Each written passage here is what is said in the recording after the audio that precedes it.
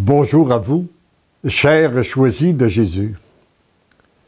Le message 74 du 3e volume m'avait été donné le 14 avril 2001, sûrement le vendredi saint. Alors j'ai dit, Seigneur Jésus, vous qui avez séjourné au tombeau avant de ressusciter, je vous présente ceux et celles qui sont enfermés dans le tombeau de leur souffrance et qui ne voient pas comment s'en dégager.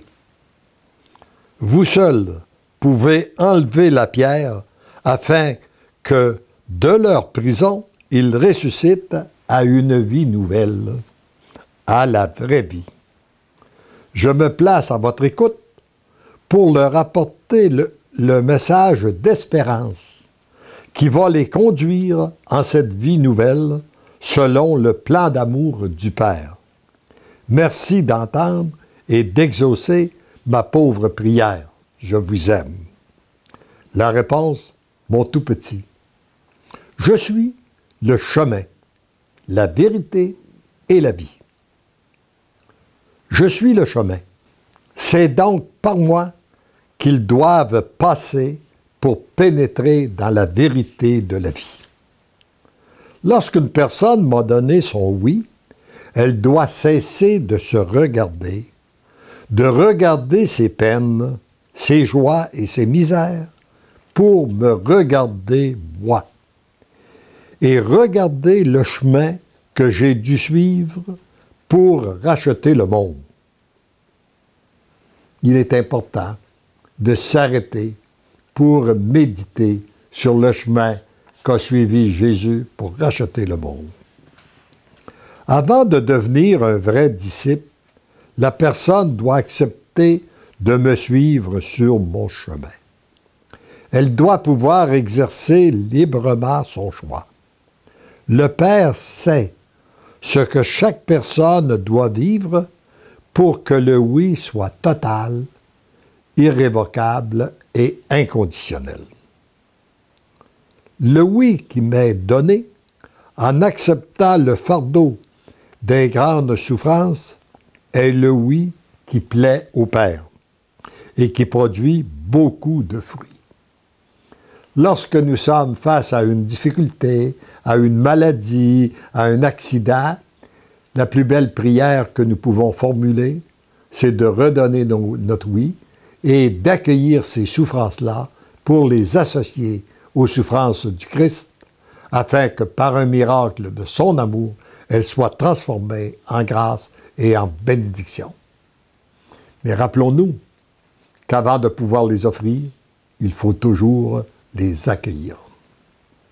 Car nous ne donnons pas, nous ne pouvons pas donner ce que nous n'avons pas. Pour se convaincre de cette réalité, la personne n'a qu'à regarder le oui que j'ai donné et le chemin que j'ai dû suivre pour accomplir ma mission.